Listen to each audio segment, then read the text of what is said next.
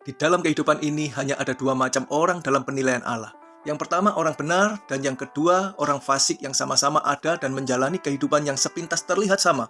Tetapi jika kita mau sungguh-sungguh mencermatinya, akan terlihat banyak perbedaan dalam kehidupan di dunia ini dan nantinya sampai di kekekalan.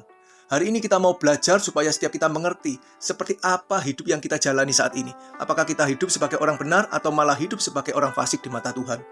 Mari kita pahami perkataan Yesus kepada murid-muridnya di Matius pasal 13 ayat 40-43 yang nanti saudara boleh membacanya sendiri. Dikatakan, pada waktu menuai yaitu akhir zaman, yang kita kenal sebagai hari penghakiman Tuhan, di mana orang-orang fasik yaitu orang-orang yang sesat, orang-orang berdosa yang melakukan kejahatan, akan dicampakkan ke dalam dapur api. Di sanalah akan terdapat ratapan dan kertakan gigi. Mengerikan sekali saudaraku.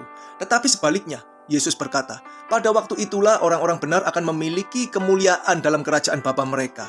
Siapa yang bisa mendengar dan mengerti, hendaklah ia memahami kebenaran ini.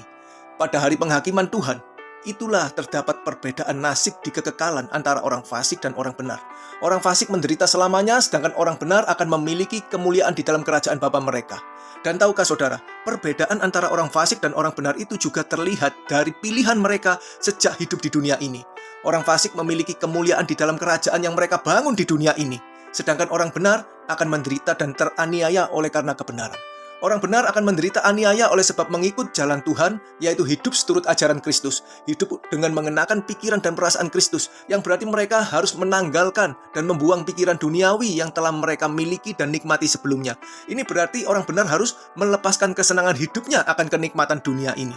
Orang benar harus melepaskan nyawanya di dunia ini karena Kristus dengan menyangkal diri dan memikul salib serta mengikut jejak hidup Kristus. Dengan kata lain, orang benar harus mengenakan cara hidup Kristus, yaitu cara hidup sebagai anak Allah yang berkodrat ilahi, hidup suci dan saleh seturut kehendak Allah. Sedangkan orang fasik hidup menikmati makan, minum, dan bersenang-senang. Tetapi orang benar, meskipun bisa menikmati semua itu, tetapi harus selalu menjaga hatinya untuk tidak terikat oleh hal-hal yang fana di dalam hidupnya.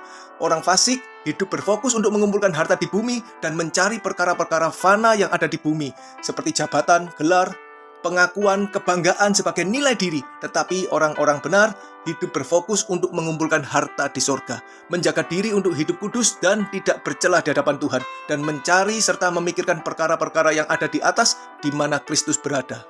Jadi perbedaan nasib di kekekalan nanti yang diterima oleh orang benar dan orang fasik sudah dimulai dari pilihan yang dilakukan masing-masing orang sejak hidup di dunia ini.